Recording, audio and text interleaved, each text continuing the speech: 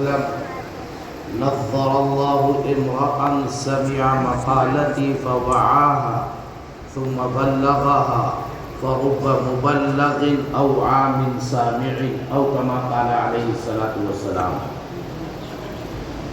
من لم يشكر الناس لم يشكر الله.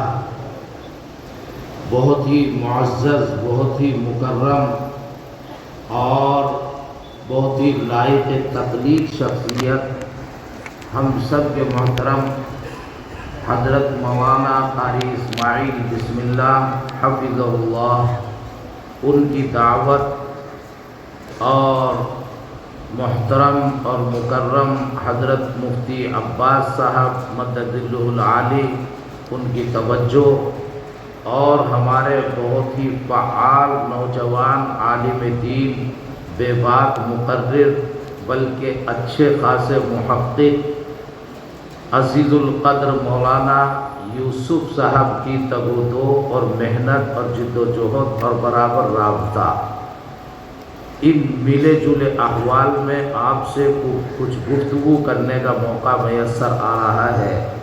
اللہ رب العزت سب کو جزائے خیر عطا فرمائے اور ہمارے حضرت المحترم مفتی عباس صاحب دامت ظلہ اور حضرت محترم قاری اسماعیل صاحب بسم اللہ دامت ظلہ، ان دونوں اکابر کو اللہ تعالیٰ خصوصیت کے ساتھ صحت دائمہ مستمرہ عطا فرمائے، ان کا فیض تا دیر جاری و ساری رہے، ان کی برکات سے یہ پورا جامعہ اور علاقہ عالم مستفید ہوتا رہے۔ چند باتیں اس موقع پر عرض کرنی ہیں، مگر تمہیدی طور پر یہاں سے آغاز کرنے کو دل چاہتا ہے کہ آپ بخاری شریف پڑھ کر فراغت حاصل کر رہے ہیں، اگرچہ کچھ قرائے کرام ہیں، کچھ حفاظ ادام ہیں، مگر ہمارے مدرسوں میں تکمیل بخاری کا موقع کچھ زیادہ ہی اہم ہوتا ہے، اس لیے کہ اس میں تکمیل قرآن بھی ہے، تکمیل قرات بھی ہے، اس تمام ہی کی تفہیم ہے۔ حضرت سیدنا امام بخاری علیہ الرحمہ نے حضرت سیدنا ابو ہریرہ رضی اللہ تعالی عنہ سے ایک روایت نقل کی ہے، مشہور روایت ہے، آپ نے بار بار سنی ہوگی، طرق اور الفاظ الگ الگ ہیں۔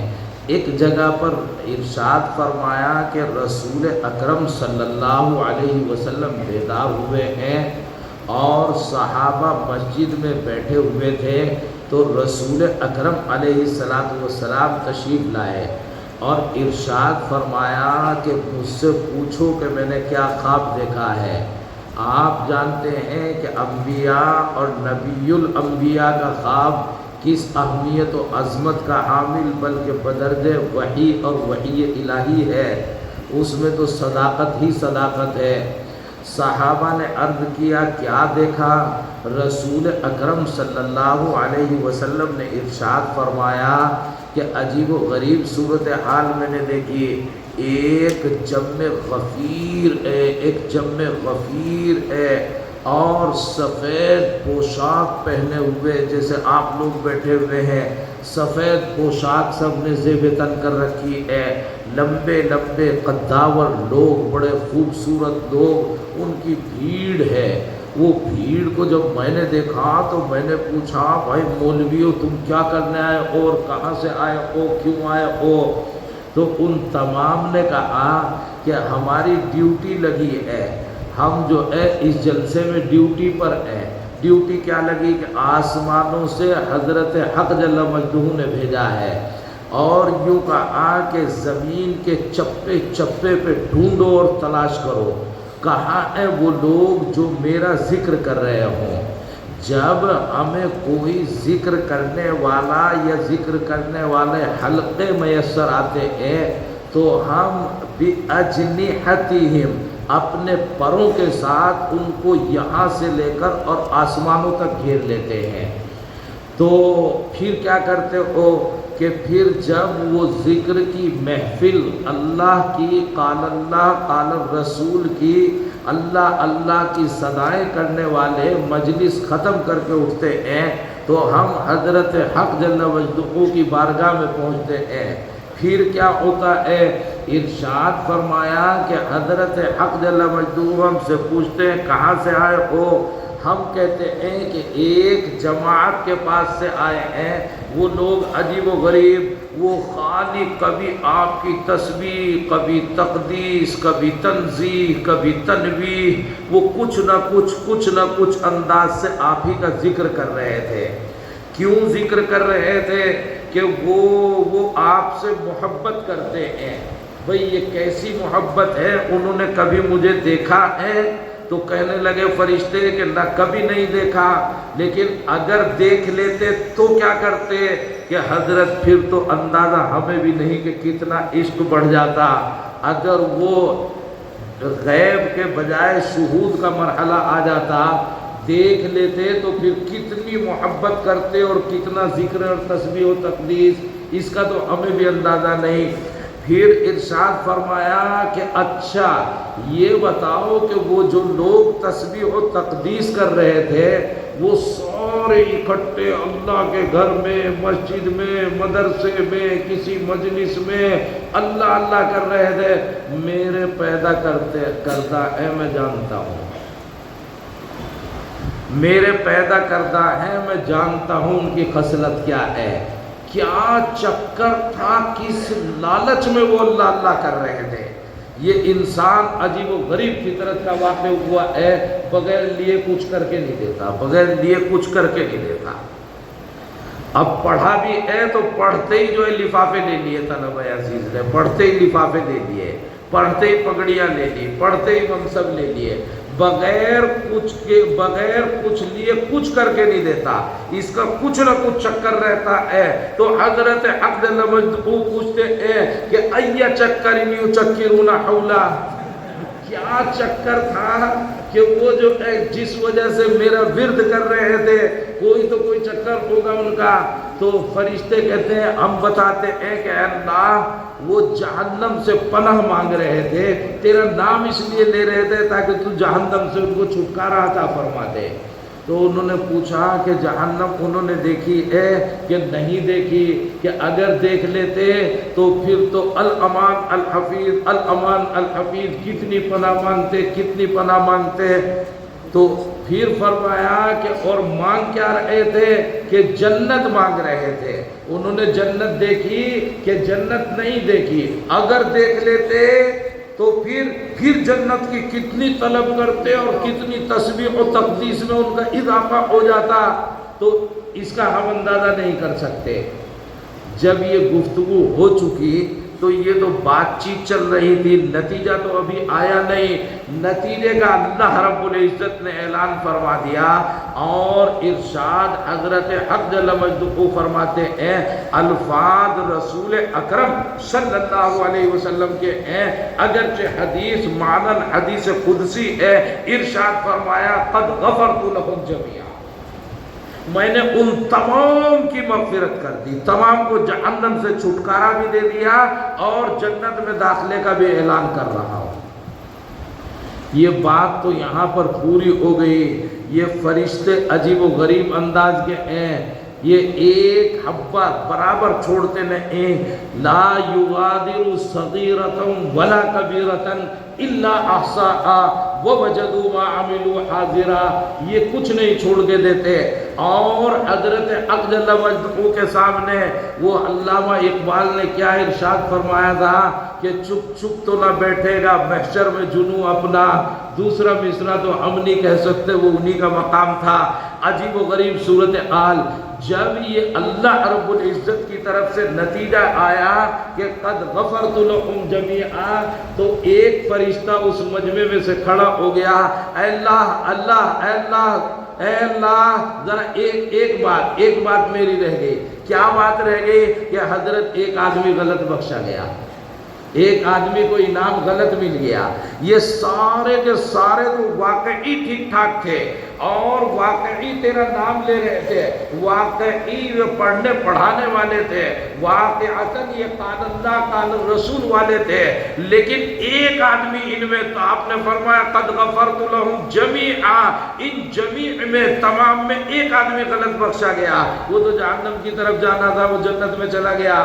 کیا ہوا بھائی کہ ایک آدمی ایسا ہے کہ وہ ان میں سے نہیں تھا، وہ ان کے ساتھ کسی ضرورت میں وابستہ ہو گیا، ایسے ہی وہ ان کے بیچ آ کر کسی ضرورت کی وجہ سے آیا تھا، تھوڑی دیر ان کے بیچ بیٹھ گیا، تو وہ تو آدمی ان میں کا ہے نہیں، تو وہ تو ایسے ہی آ گیا تھا، وہ مولوی بھی نہیں، وہ حافظ بھی نہیں، وہ قاری بھی نہیں، وہ چندہ دہندہ بھی نہیں، وہ کچھ بھی نہیں، وہ ایسے ہی جو مدرسے میں آ کے بیٹھ گیا کسی ضرورت سے، تو وہ تو غلط بخشا گیا۔ بخشے تو وہ جا رہے ہیں جو یحمدون یسبحون یمجدون یذکرون، تو وہ بخشے جا رہے تھے، اور یہ بلا وجہ بخشا گیا، ایسے ہی تو مستحق نہیں تھا۔ تو اب میں جو بات کہہ رہا ہوں وہ کہنی ہے مجھے۔ ارشاد فرمایا حضرت حق جل مجدہ نے کہ هم الجلساء لا یشقی بهم جلیسهم، کہ یہ وہ لوگ ہیں کہ اگر ان کے درمیان اپنی ضرورت سے بھی کوئی آ کے بیٹھ گیا، جب یہ بخشے جائیں گے۔ حضرت حق جل مجدہ کی رحمت اتنی وسیع ہے، اتنی عریض ہے، اتنی عجیب و غریب ہے کہ حضرت حق جل مجدہ ان کے درمیان میں آنے والے کو بھی محروم نہیں کریں گے۔ تو آج جو لوگ مجمع میں کہیں بھی ہیں، آخر مجمع تک کہیں بھی بیٹھے ہوئے ہیں، یقین اپنے اندر پیدا کریں کہ انشاءاللہ ثم انشاءاللہ ان حفاظ ان علماء کے دامن سے ہم کسی بھی انداز سے وابستہ ہو گئے، لا یشقی بہم جلیسہم، انشاءاللہ ان کا ہم نشین کبھی محروم نہیں ہوگا، ان کا ہم نشین کبھی محروم نہیں ہوگا۔ اس کے بعد عرض کروں کہ بخاری شریف کے سیدنا الامام امام بخاری علیہ الرحمہ عجیب و غریب انداز ہے، آپ سبق پڑھتے چلے آئے ہیں کہ تمام دنیا کے مصنفین کا انداز الگ ہے، حضرت امام بخاری علیہ الرحمہ کا انداز الگ ہے۔ کیف کان بدء الوحی الی رسول اللہ صلی اللہ علیہ وسلم، جتنی مروجہ کتابیں علم حدیث یا علم فقہ سے متعلق یا علم تفسیر سے متعلق جو قریبی ربط والے علوم ہیں ہم نے پڑھی ہیں، کسی کتاب کا آغاز بدء وحی سے نہیں ہے، صرف سیدنا امام بخاری علیہ الرحمہ کی اس صحیح کا آغاز جو ہے بدء وحی سے ہے، اور وحی کا آغاز عنوان قائم کیا اور معنون میں روایت لے کے آئے ہیں انما الاعمال بالنیات، انما الاعمال بالنیات، حالانکہ وحی میں اس کا نزول نہیں ہوا، وحی میں پوری وحی میں از اول تا آخر وحی مطلوع میں از اول تا آخر اس کا نزول نہیں ہوا ہے، لیکن پھر ترجمۃ الباب کی بحث چھڑے گی، سیدنا امام بخاری علیہ الرحمہ لائے انما الاعمال بالنیات، کہ سب سے پہلے آپ کے ارادے کی درستگی ضروری ہے، آپ کی نیتوں کا صادق ہونا، صاف ہونا، خالص ہونا اور آپ کا مخلص ہونا، یہ علوم کی تحصیل کے لیے اولین درجہ ہے۔ ذرا سا اور غوطہ لگائیے اور گہرائی میں جائیے، یہ تو عبارت کی اوپر کی پرت ہو گئی، ذرا نیچے کی پرت میں جھانک کر دیکھیں، غوطہ لگا کر دیکھیں تو آپ اور ہم مومن ہیں، ایمان والے ہیں، سب سے پہلے آغاز ایمان سے فرمایا ہے، اور ایمان سے آغاز کس انداز پر؟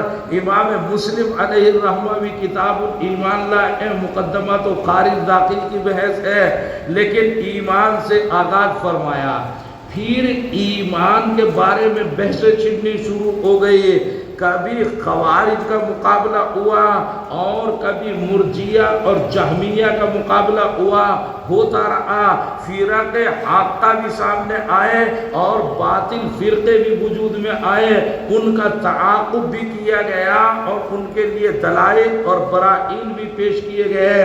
حضرت سیدنا امام اعظم ابو حنیفہ علیہ الرحمہ بڑی شدت سے ڈٹ گئے ہیں اس بات پر کہ الایمان هو التصدیق بالجنان، هو التصدیق بالجنان، کہ ایمان صرف تصدیق قلبی کا نام ہے۔ ایمان نہ عمل زبان ہے، نہ عمل اعضاء ہاتھ پیر ہے، بلکہ ایمان عمل قلب ہے، دل کی ایک کیفیت ہے جس کو ہم ایمان سے تعبیر کرتے ہیں۔ دل میں جب لا الہ الا اللہ محمد الرسول اللہ صلی اللہ علیہ وسلم اس کا رسوخ پیدا ہو جائے، یہ جذر قلب کی گہرائی کے اندر سما جائے، فَهُوَ مُؤْمِنٌ۔ الایمان التصدیق بالجنان، صرف اسی کا نام ایمان ہے۔ میں کیا مانتا ہوں کہ اللہ ایک ہے، تم کیا مانتے ہو؟ اللہ ایک ہے۔ جن جو مسلمان ہیں وہ کیا مانتے ہیں؟ اللہ ایک ہے۔ فرشتے جو سارے کے سارے ہی مسلمان ہیں، لا یعصون اللہ ما امرهم، تو وہ سارے کے سارے کیا مانتے ہیں کہ اللہ ایک ہے۔ اللہ کی الوہیت کی وحدانیت کے سلسلے میں ہم تمام قدر مشترک ہیں۔ اس لیے سیدنا الامام ابو حنیفہ علیہ الرحمہ کہنے لگے کہ ایمانی کا ایمانی جبرائیل، تو معنی صرف وحدانیت کے ہیں کہ حضرت اجل مجدو کے ہم بھی ایمان لانے والے ہیں، فرشتے بھی ایمان لانے والے ہیں، جنات بھی ایمان لانے والے ہیں، بحیثیت تصدیق قلبی، بحیثیت توحید اور رسالت ہم تمام قدر مشترک ایک ہی صف میں ہیں، ایک ہی صف میں ہیں۔ باقی کس کے ایمان کی کیفیت کیا ہے اس میں اشتراک کا کوئی دعویٰ سیدنا امام ابو حنیفہ علیہ الرحمہ کا قطعی طور پر نہیں۔ فقہ اکبر، شرح فقہ اکبر جو ہے اس کی تشریحات سامنے آئیں گی تو پتہ چلے گا کہ امام صاحب علیہ الرحمہ کمی بیشی کے قطعی طور پر مخالف نہیں ہے، لیکن تصدیق قلبی صرف تصدیق بالجنان۔ اور جب آئے ہمارے علامہ سرخسی علیہ الرحمہ اور کہیں کہیں سیدنا امام محمد ابن الحسن الشیبانی علیہ الرحمہ، انہوں نے ایک شرط اور بڑھا دی کہ ایمان جیسے تصدیق قلبی ہے، زبان سے اس کا اقرار باللسان، اقرار باللسان، زبان سے اس کا اقرار، لیکن محدثین کہتے ہیں یہ شرط فیما بین الناس ہے، فیما بیننا و بین اللہ نہیں ہے۔ حدیث سے اس کی تائید بھی ہوتی ہے، بات طویل ہو جائے گی، اس لیے علل اختصار میں عرض کروں کہ ہم جو ہے اس کو مسلمان کیسے مانیں، مقابر مسلمین میں کیسے اس کی تدفین کے عمل کو انجام دیں، اس کے لیے اقرار لسانی کو شرط قرار دے دیا گیا۔ اقرار باللسان، اقرار باللسان، یہ تو ہے ظاہری توجیہ۔ اور اوپر کی پرت اگر ایک درجہ اور نیچے جا کر دیکھتے ہیں تو معلوم ہوتا ہے کہ جو دل میں ہوتا ہے وہ زبان پہ آئے بغیر رہ نہیں پاتا، زبان پہ آئے بغیر رہ نہیں پاتا۔ کسی پیر سے محبت ہو، کسی استاد سے تعلق ہو، کسی شخصیت سے تعلق ہو، کسی حسن سے تعلق ہو، کسی جلال سے تعلق ہو، کسی جمال سے تعلق ہو، جب دل کی کیفیتوں میں اضطراب پیدا ہوتا ہے تو وہ چھلک کر زبان کے اوپر آ ہی جاتا ہے۔ تو ایسا کون سا آدمی ہے کہ جس کے اندر تصدیق بالجنان تو ہوگی اور زبان پر کبھی نام نہیں آئے گا لا الہ الا اللہ، زبان پہ تو آئے گا، کل اناء یترشح بما فیہ، جو کچھ ہوگا اس کا ترشح تو ہوگا، ایسا نہیں ہو سکتا کہ دل میں وہ کیفیت ہو جو عقیدت سے کئی قدم آگے بڑھ کر عقیدے کی کیفیت ہوتی ہے، اور زبان پہ نام نہ آئے اس کے بغیر آدمی مسلمان ہوتا نہیں۔ وہ کہتا رہے کہ دل میں تصدیق ہے، دل میں تصدیق ہے، دل میں تصدیق ہے، مگر تصدیق جب تک زبان پہ نہیں آئے گی تو سمجھو کہ تصدیق دل میں نہیں ہے۔ سیدنا الامام البخاری علیہ الرحمہ، جمہور محدثین اور مع سیدنا الامام الشافعی علیہ الرحمہ وہ تیسری طرف گئے ہیں، انہوں نے کہا التصدیق بالجنان والاقرار باللسان والعمل بالارکان۔ ایسا کیسے ہو سکتا ہے کہ تصدیق قلب کے اندر بھی ہو، وہاں بھی ہو لا الہ الا اللہ، زبان پر بھی ہو لا الہ الا اللہ، اور اللہ کے جو متطلبات ہیں، جو تقاضے ہیں، جو احکام ہیں، ان کو ماننے کے لیے تیار نہ ہو، بے چین ہو جائے گا۔ انہا لکبیرۃ الا علی الخاشعین، آدمی بے چین ہو جائے گا انتہا سے زیادہ، وہ تو اسی کی مانے گا جس سے محبت ہے۔ المرء مع من احبہ، جس سے محبت کرتا ہے اسی کے سنگ سنگ ساتھ ساتھ دکھائی دیتا ہے، تو اس کے اشاروں پہ ناچتا ہے، اس کے اشاروں پہ کام کرتا ہے، ایسا نہیں۔ سیدنا الامام بخاری علیہ الرحمہ آپ نے پڑھ لیا ہے کہ وہ اسی تیسرے فرقے میں ہیں، تیسری جماعت میں ہیں۔ تیسری جماعت کے لوگ کہتے ہیں کہ ایمان وہ ہے جسے دل بھی بولے کہ میں ایمان والا ہوں، زبان بھی بولے کہ میں ایمان والا ہوں، تمہارا عمل ہاتھ اور پیر جسم و جان بھی بولے کہ میں ایمان والا ہوں، ہر عمل سے آپ کے دنیا پہچانے کہ آپ ایمان والے ہیں۔ وہ تینوں چیزوں کے مجموعے کو ایمان کہتے ہیں۔ اختلاف تو آپ نے درسگاہ کے اندر پڑھ لیا ہے کہ اختلاف لفظی ہے اور اس کا مفہوم یہ ہے اور یہ ہے اور یہ ہے۔ میں آپ کو یہ بتانا چاہتا ہوں، سیدنا الامام بخاری علیہ الرحمہ پہلے نمبر پر لائے کہ آپ اپنے دل کو پاک کرو، صاف کرو، وحدانیت و رسالت اور اس کے مطالبات اور اس کے مبادیات کا استحضار اپنے اندر پیدا کرو۔ انما الاعمال بالنیات، یعنی التصدیق بالجنان، التصدیق بالجنان۔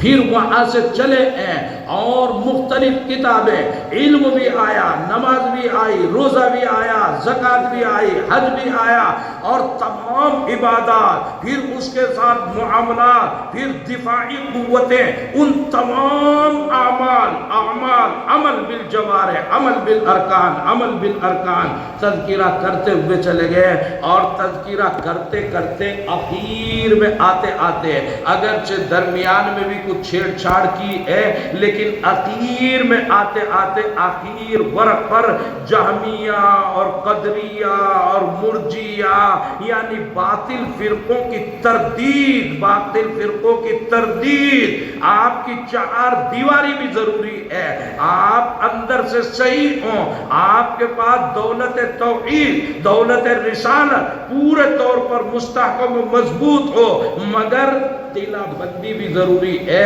باہر سے جراثیم آپ کو خراب کرنے والے وہ در آنے کی کوئی جگہ نہ پائیں، ان کو تار باڑ کرنا، دیواریں قائم کرنا، ان کا دفاع کرنا، وہ بھی انتہائی درجے ضروری ہے۔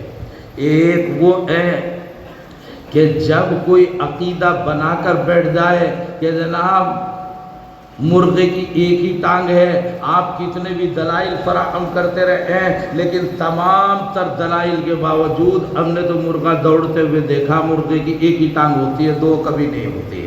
آپ کے تمام دلائل بیکار ہیں۔ ابھی رات کے 2:30 بجے ہوئے ہیں، آپ دنیا کی گھڑیاں دکھاتے رہے ہیں، ہم تو تسلیم کرنے کے لیے تیار نہیں۔ ایک عقیدہ جیسے ہمارے اسجد بسم اللہ عزیزم سلم کو کہہ رہے تھے کہ شکیل بن حنیف، شکیل بن حنیف، یہ منہ اور مسور کی دال، یہ منہ اور مسور کی دال، پاگل کہیں کے یہ بھی کہتے ہیں کہ ہم نبی بن گئے، نبی بن گئے۔ یہ نبی بننے آئے، تو عجیب و غریب صورتحال، یہ کوئی تسلیم کرنے کے لیے تیار نہیں کہ جناب آپ کتنے بھی دلائل بدیہیات کا انکار کر بیٹھتے ہیں تو ان تمام کا رد کرنا انتہائی درجے تو ایک ہے تحقیق، ایک ہے تحقیق، ایک ہے اصابت اور خطا رائے، اجتہاد اور اس میں خطا اور ثواب، وہ تمام ائمہ اہل علم کے درمیان چلتا ہے۔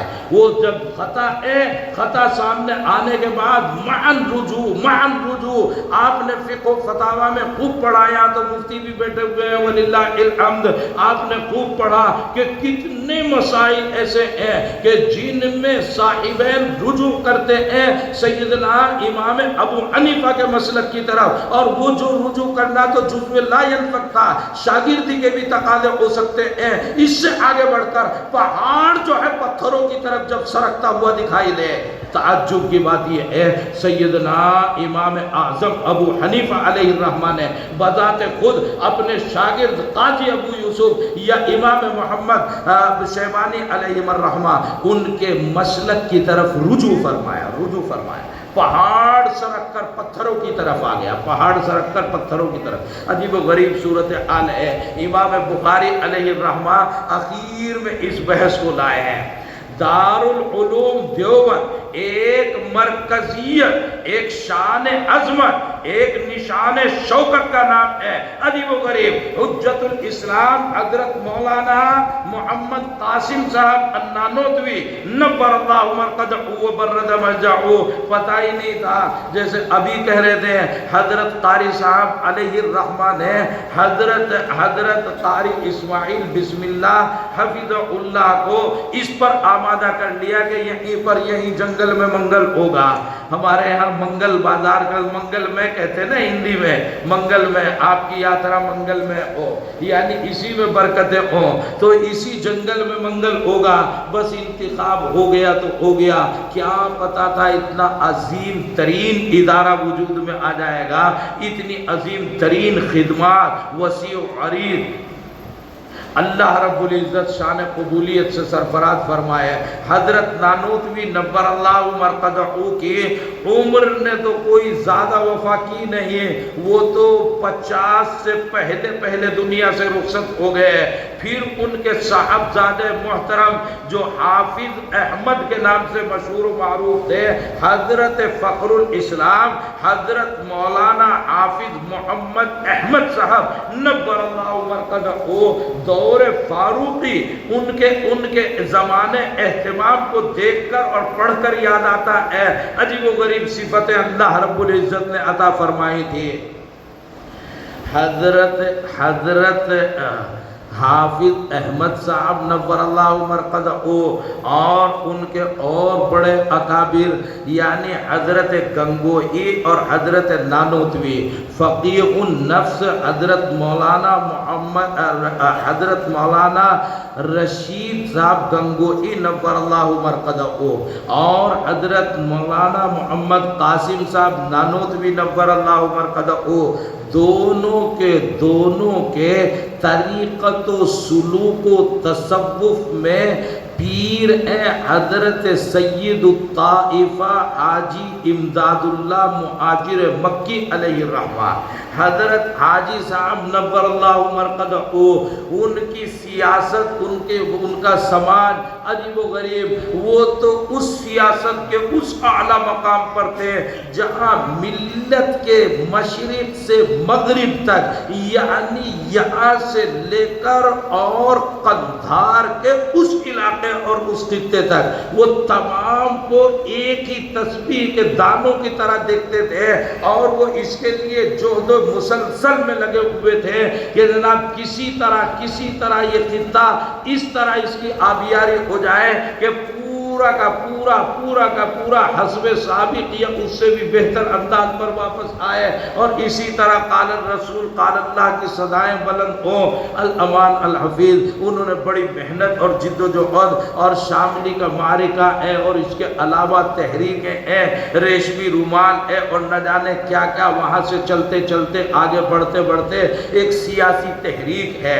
الغرض حضرت سید الطائفہ ان کو اتحاد اتحاد ملت کی فکر کچھ زیادہ ہی دامنگیر تھی، تو انہوں نے اس ذیل میں اپنی تحقیق سے ایک رسالہ لکھا، چند مسائل جو اختلافی ہو کر ہمیں کچھ قریبی فرقوں میں، کچھ تو دور کے فرقے ہیں جن سے سمجھوتا ممکن نہیں، لیکن جو قریبی فرقے ہیں ان سے سمجھوتے کی کچھ راہیں نکالتے ہوئے ایک کتابچہ شائع فرمایا، اس کا نام تھا ہفت مسئلہ، 7 مسائل اس کے اندر انہوں نے لکھے، جن میں سماع بھی تھا اور مولود بھی تھا، یعنی حضرت نبی اکرم صلی اللہ علیہ وسلم کی ولادت کے تذکرے جس انداز سے یہاں پر ہوا کرتے ہیں ان کا بھی تذکرہ تھا، سماع کا بھی تذکرہ تھا، رسول اکرم علیہ السلام کے علم بالغیب، علم بالشہود کا بھی تذکرہ تھا، وغیرہ وغیرہ۔ یہ اختلافی مسائل تھے اور ملت کو ایک پلیٹ فارم پر اکٹھا کرنے کے لیے انہوں نے دوسروں کو کم اور اپنے والوں کو زیادہ توجہ دلاتے ہوئے ایک رسالہ لکھ دیا، ہفت مسئلہ۔ وہ رسالے پر پھر اختلافات شروع ہو گئے علماء دیوبند کے، ایک طرف بصیرت لیے ہوئے حضرت سید الطائفہ نبر اللہ مرقدہ ہے، لیکن وہ بہت بڑے روایتی عالم نہیں تھے، یعنی بخاری تک جو طریقہ کار ہے مولویوں کے پڑھنے کا وہ اس طرح کے روایتی عالم پورے نہیں تھے، اور ادھر حضرت نانوتوی، حضرت گنگوئی، ان کا علم سے لبریز تھے۔ یہ علم والے حضرت گنگوہی علیہ الرحمہ نے اپنے پیر سے سخت ترین اختلاف کیا، اختلاف چلتا رہا، لیکن وہ اختلاف کرنے والے ایک آدمی یہاں اور ایک آدمی وہاں، حضرت سید الطائفہ حضرت حاجی صاحب وہ تو مکہ مکرمہ میں ہیں، ہجرت کر کے وہاں گئے ہوئے ہیں، حضرت گنگوہی علیہ الرحمہ یہاں ہیں۔ اختلاف کا ایک جملہ ایک دوسرے کی تفہیم کے لیے لکھو تو 6 مہینے کے بعد تو جواب ملتا ہے۔ صورتحال عجیب و غریب انداز کی تھی، عجیب صورت پیش آئی۔ حضرت محتمم صاحب نور اللہ مرقدہ، یعنی حضرت فخر الاسلام حضرت مولانا حافظ محمد احمد صاحب جو براہ راست صاحبزادہ محترم ہیں حضرت مولانا قاسم نانوتوی نور اللہ مرقدہ کے، انہوں نے لکھتے ہیں کہ انہوں نے خواب دیکھا، اور خواب میں دیکھا کہ حضرت رسول اکرم صلی اللہ علیہ وسلم تشریف لائے ہیں، لیکن عجیب و غریب یہ صورت نادر الوقوع ہے۔ جب رسول اکرم صلی اللہ علیہ وسلم آتے ہیں تو اپنے اصل احوال میں آتے ہیں۔ آج نادر الوقوع صورت یہ ہوئی کہ حضرت محتمم صاحب فرماتے ہیں مجھے یقین ہے کہ میں رسول اکرم صلی اللہ علیہ وسلم کو دیکھ رہا ہوں، لیکن شکل میں اور لباس و پوشاک جو ہے وہ حضرت مولانا رشید احمد گنگوہی کا ہے۔ یقین ہے کہ رسول اکرم صلی اللہ علیہ وسلم ہے، مگر لباس و پوشاک وہ حضرت گنگوہی کا ہے۔ تشریف لائے رسول اکرم صلی اللہ علیہ وسلم، ادھر حضرت حاجی صاحب بھی موجود ہیں، ادھر حضرت بھی موجود ہیں، اور حضرت مولانا حافظ احمد صاحب اختلاف کر رہے ہیں۔ حضرت حاجی صاحب جو ہیں اپنی تصویب پہ آمادہ ہیں، وہ کہتے ہیں ہفت مسئلہ بالکل صحیح ہے، اور دونوں میں بحث چھڑ رہی ہے۔ بحث چھڑتے ہوئے حضرت حاجی صاحب نے یوں ارشاد فرمایا کہ بھائی مولوی صاحب یہ ذرا کم عمر کے تھے، یہ حافظ احمد صاحب کم عمر کے تھے، حضرت حاجی صاحب بڑی عمر کے آدمی تھے، وہ ابا جی کے درجے کے اور یہ بیٹے کے درجے کے، اور دارالعلوم دیوبند کے محتمم، عمر میں فرق تھا۔ تو انہوں نے اپنی شان سے فرمایا، انہوں نے کہا کہ حضرت نہیں، ان سے حافظ احمد صاحب سے کہ بھائی مولوی صاحب جب فقہا کے عام مسائل کے اندر گنجائش موجود ہے تو آپ مولوی لوگ مجھے گنجائش پر عمل کرنے اور لکھنے کیوں نہیں دیتے، میرے رسالے کو آگے چلنے کیوں نہیں دیتے۔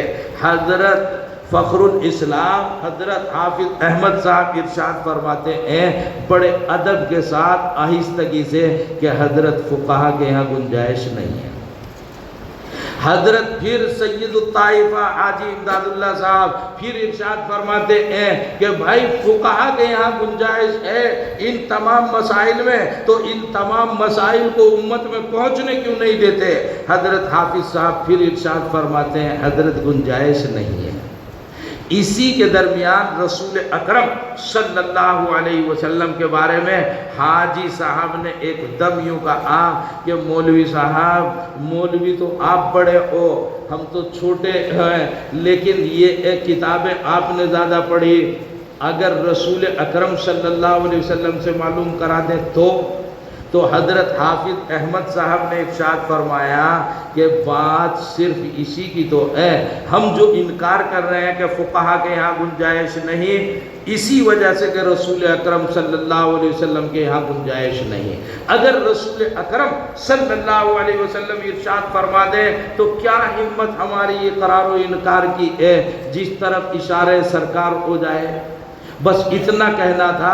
حاجی صاحب کو اللہ رب العزت نے وہ مقام عطا فرمایا تھا، حافظ احمد صاحب کو بھی یقین تھا کہ اس بہانے رسول اکرم صلی اللہ علیہ وسلم کی زیارت ہو جائے گی۔ فوراً دست بستہ حاجی صاحب کی خدمت میں درخواست کی کہ حضرت معلوم کرا دو رسول اکرم صلی اللہ علیہ وسلم۔ اتنی دیر ہوئی کہ رسول اکرم صلی اللہ علیہ وسلم تشریف فرما ہو گئے۔ رسول اکرم صلی اللہ علیہ وسلم ہیں لیکن لباس حضرت گنگوہی علیہ الرحمہ کا ہے۔ حضرت رسول اکرم صلی اللہ علیہ وسلم کی زیارت دونوں کو نصیب ہو گئی، دونوں کو نصیب ہو گئی۔ حضرت حافظ احمد صاحب کہتے ہیں کہ مجھے تو بحث کرنی نہیں تھی، مجھے تو شوق اس کا تھا، یقین تھا کہ حاجی صاحب کا مسئلہ تو صحیح ہو یا غلط ہو، مگر دل کا تعلق اللہ کے عرش سے اتنا جڑا ہوا ہے کہ یہ اشارہ کریں گے تو دیدار مجھے بھی نصیب ہو جائے گا، دیدار مجھے بھی نصیب۔ مولویوں کی بحث تو ایک طرف، مجھے تو چکر پڑ گیا اس کا، مسئلے میں تو میں سمجھ رہا تھا صحیح میں ہوں، مگر دل کا ربط جو اللہ رب العزت سے جڑا ہوا ہے اس میں مجھے یقین تھا کہ میرے سے بہت آگے پہنچ حضرت حاجی صاحب کی ہے۔ میں سمجھ گیا کہ اس بہانے کسی طرح زیارت تو ہو جائے گی۔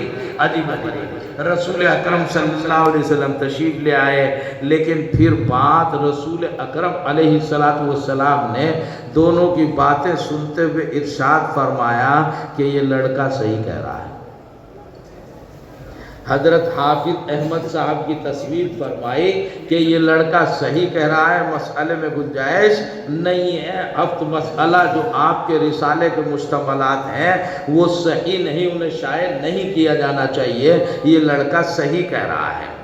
تو لکھتے ہیں کہ حضرت حاجی صاحب نے جب یہ بات سنی، جب حاجی صاحب نے یہ بات سنی تو 7 مرتبہ کھڑے ہوئے اور بیٹھے، 7 مرتبہ کھڑے اور بیٹھے، 7 مرتبہ کھڑے ہوئے اور بیٹھے، اور ہر مرتبہ بیٹھتے اور پھر کھڑے ہو کر آدھے کھڑے ہو کر یوں ارشاد فرماتے ہیں حضرت بجا و درست، پھر بیٹھ جاتے، پھر بیٹھتے تو سمجھتے کہ کہیں غلطی کا اقرار میں نے صحیح کیا یا نہیں کیا، پھر کھڑے ہوتے تھے اور پھر ارشاد فرمایا کہ حضرت بجا و درست، پھر بیٹھ گئے، پھر کھڑے ہوئے، ارشاد فرمایا کہ حضرت بجا و درست، 7 مرتبہ عزت و تکریم کے ساتھ رسول اکرم صلی اللہ علیہ وسلم کے سامنے کھڑے ہو کر اپنی بات کو واپس لیا، اپنے مسائل کو، اپنی بات کو واپس لیا۔ بات ختم ہو گئی، خواب تھا چلا گیا۔ اب حضرت فخر الاسلام حافظ احمد صاحب نور اللہ مرقدہ نے یہ پورا واقعہ اور پورا خط یہاں سے بھیجا مکہ مکرمہ۔ اور حضرت حاجی صاحب نور اللہ مرقدہ کو جب یہ خط ملا ہے تو پڑھنے کے بعد برابر پیشانی سے لگاتے رہے اور پھر اپنے رفقا کو دیتے ہوئے یہ ارشاد فرمایا کہ جس وقت میری وفات ہوگی میری قبر میں کسی جگہ ایک تاقچہ بنا کر میرے سرآنے اس خط کو رکھ دینا، مجھے امید ہے کہ جو میں نے کئی مرتبہ کہا بجا و درست انشاءاللہ ذخیرہ آخرت ہو جائے گا۔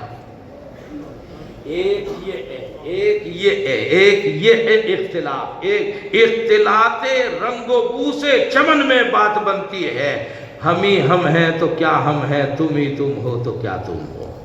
یہ تو اختلاط، یہ تحقیقات اور ریسرچ جب اصابت رائے ہوتا ہے، جب اختلاف رائے ہوتا ہے، جب اجتہاد میں خطا و صواب کی صورتحال پیش آتی ہے تو یہ علم کی ترقی اور علم کی گہرائی اور گہرائی کی علامت ہوتی ہے۔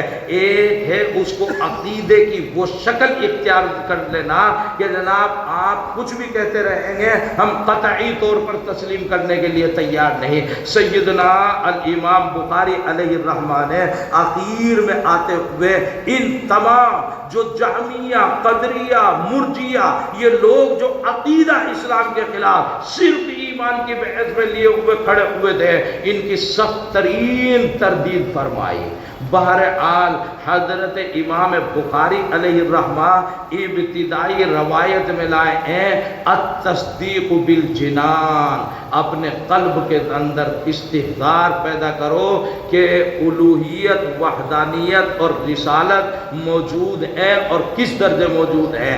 پھر آپ کی زندگی، آپ کی عبادات، آپ کے معاملات، آپ کے اخلاق، آپ کا مبلغ علم، آپ کے مراتب، آپ کے مناہج، آپ کی سیاست، آپ کی خلافت، آپ کی حکومت، کون سی زندگی کا باب ہے جس کو سیدنا امام بخاری علیہ الرحمہ آپ کے سامنے پیش کرتے ہوئے نہیں گزرے ہیں؟ تمام کو پیش کرتے ہوئے ارشاد فرمایا عمل بالارکان، عمل بالارکان۔ دوسرا مجموعہ کیا ہے؟ دوسرا جز کیا ہے؟ عمل بالارکان۔ ساری بحث عمل بالارکان پر ہوئی۔ عمل بالارکان پر بحث کرتے ہوئے پھر اخیر میں آپ کے اعمال کی قدر و منزلت اور اس کا وزن، اس کی قیمت کو بتاتے ہوئے الاعمال توزن یوزن، ارشاد فرمایا کہ اب ترازو قائم کر دی جائے گی۔ ترازو کو سمجھنا بہت مشکل ہوا کرتا تھا کہ ہوائیں نہیں تولی جاتی تو اعمال کیسے تولے جائیں گے، پھر اس کے لیے تشریحات چلتی تھی فلاسفہ کی۔ اب تو کوئی مسئلہ نہیں رہا کہ جناب اب تو ہوائیں بھی تولی جاتی ہے، اب تو فضائیں بھی تولی جاتی ہے، اب تو ان تشریحات کی ضرورت نہیں، وہ تشریحات ختم ہوتی چلی گئی اور جدید سائنس نے کیا کیا تول دیا، کیا کیا تول دیا، عجیب و غریب صورتحال۔ مفتی صاحب دیر نہ ہو تو میں ایک بات عرض کروں، یہ جو ہم کہہ رہے تھے کہ مسلمان کمزور ہوتے چلے جا رہے ہیں اور جناب یہ غیر مسلمین بالخصوص یہودی اور عیسائی ہمارے اوپر بالکل ایسے مسلط ہوتے چلے نہیں بلکہ ہو چکے ہیں الامان الحفیظ، الامان الحفیظ، لیکن آپ کی ڈگر انہوں نے لے لی، ان کی ڈگر آپ نے لے لی۔ وہ جو علامہ اقبال روتے تھے کبھی کہ جناب یہ انداز ہے کہ مسلمان نے کہا تم تہذیب و تمدن میں ہنود ہو یا یہود ہو کچھ پتہ ہی نہیں چلتا، چند ہے جو اس طرح کے فرشتہ صفت لباس پہنے ہوئے قرآن اور حدیث سے متعلق 2-3% ہوں گے جو نظر آ جاتے ہیں، 2-4% اور ہوں گے جو کسی دین کے کام میں لگے رہتے ہیں، 90% کی حالت زار پہ جتنا رو لیا جائے اتنا کم ہے۔ وہ تحقیق اور ریسرچ کے میدان کے لوگ ہیں۔ ہمارے یہاں رات کو مسلمان سو کے نہیں دیتے اور دن میں 2 بجے سے پہلے اٹھ کے نہیں دیتے، اور وہاں ان کے محلوں میں چلے جائیں وہ رات کو اس طرح سوتے ہیں جیسے تہجد انہی کو پڑھنی ہے اور اسی ٹائم اٹھ کے کھڑے ہو جاتے ہیں، اسی ٹائم اٹھ کے کھڑے ہو جاتے ہیں۔ ہم نے معاملہ الٹا کر وَجَعَلْنَا اللَّيْلَ لِبَاسًا وَجَعَلْنَا النَّهَارَ مَعَاشًا، ہم نے بالکل اس کا الٹا کر دیا ہے۔ اس کا الٹا کر دیں، اور جتنا الٹا کر دیں اتنا باعث فقر ہے، اتنا باعث فقر ہے۔ الامان الحفیظ الامان، ان کے یہاں ریسرچ ہے، تحقیق ہے، کوشش ہے، جد و جہد ہے، محنت ہے، وہ محنت عجیب و غریب۔ انہوں نے دیکھا کہ لوگ مر جاتے ہیں، انہوں نے دیکھا کہ لوگ مر جاتے ہیں، یہ کیا ہے؟ یہ قرآن کریم کو بھی پڑھ کے ہم نے دیکھ لیا، مسلمانوں کی کتاب بھی اٹھا کے دیکھ لی، رسول اکرم صلی اللہ علیہ وسلم کی ریسرچ کو بھی ہم نے پڑھ لیا۔ وہ بھی جب اللہ یسألونک عن الروح قل الروح من امر ربی، نہ تمہارے سمجھنے کی نہ تمہارے سمجھانے کی، تمہارے قبضے میں کچھ نہیں آئے گا۔ تو ارشاد فرمایا قل الروح من امر ربی، یہ تو سارے ہاتھ پیر مرنے کے بعد بھی جو کہ تو رہتے ہیں، بعض میں تو کوئی خرابی نہیں ہوئی، سانس آنا بند ہو گیا۔ کیوں سانس آنا بند ہو گیا؟ ایک صاحب ابھی جو ہے بیٹھے ہوئے یوں تسبیح پڑھ رہے تھے، یوں بیٹھے ہوئے تسبیح پڑھ رہے، بس یوں تسبیح کا دانہ ہاتھ میں، نہ ہائے نہ ہلا نہ شور نہ شغابہ نہ تکلیف نہ بیماری، مر گئے۔ تو سانس بند ہو گئی۔ کیا یہ روح کیا چیز ہے جو ختم ہو جاتی ہے، جسم سے الگ ہو جاتی ہے؟ آج تک کسی کو دکھائی نہیں دی۔ انہوں نے کسی بیمار کو جو ہے وہ بیڈ پہ لٹایا اور بیڈ میں جو ہے وہ ترازو لگا دی، اور ترازو لگا کے وہ تولتے رہے جیسے یہ گھڑیاں چل رہی ہیں، ایسے چلتے دیکھتے رہے کہ کتنا وزن ہے، وزن دیکھتے رہے دیکھتے رہے دیکھتے رہے دیکھتے رہے دیکھتے رہے۔ جب اس کا دم نکلا تو فٹاک سے 21 گرام کم ہو گیا، فٹاک سے 21 گرام کم ہو گیا۔